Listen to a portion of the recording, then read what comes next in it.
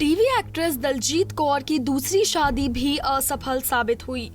कुछ महीनों तक चुप रहने के बाद दलजीत कौर ने अपने पति निखिल पटेल पर कई आरोप लगाए हैं। वो पिछले कई दिनों से लगातार ऐसे पोस्ट शेयर कर रही हैं, जिसमें पति निखिल पटेल से अलग होने का दर्द साफ झलक रहा है। इस बीच निखिल ने उनकी शादी को मानने से इनकार कर दिया है। ये सुनते ही दलजीत चौंक गई। उन्हें समझ नहीं आ रहा कि अब वो क्या करें।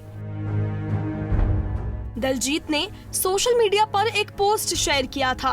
हालांकि कुछ देर बाद ही उन्होंने वो पोस्ट डिलीट कर दी, जिसमें लिखा था, मेरे कपड़े वहाँ हैं, मेरा चूड़ा वहाँ है, मेरा मंदिर, मेरी सारी चीजें वहाँ हैं, मेरे बेटे के कपड़े, किताबें और उसके पिता से उम्मीद वहाँ है। वो मेरा ससुराल है, मैंने जो पेंटिंग बनाई थी वो वही है, लेकिन मेरे पति कह रहे हैं कि ये मेरा घर नहीं है।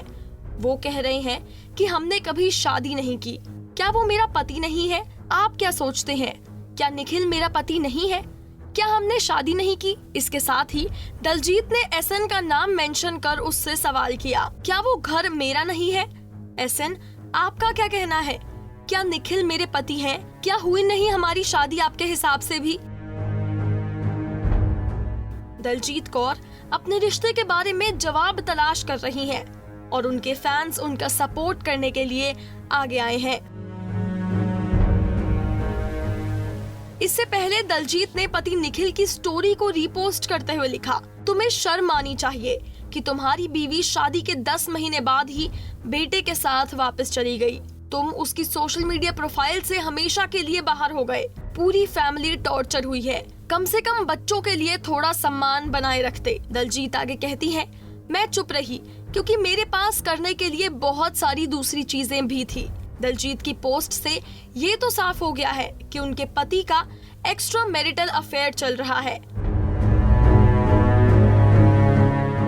उन्होंने पोस्ट में एक लड़की की बात की है।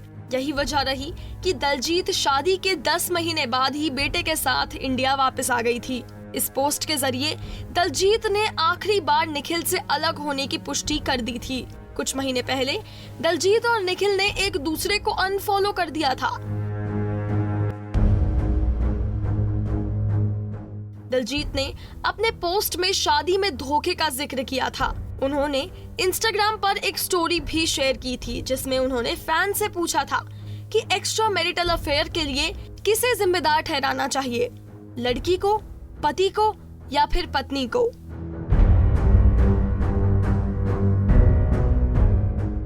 खैर, अब इस मामले में कौन कौन सी बातें निकल कर आएंगी, ये फिलहाल कोई नहीं जानता।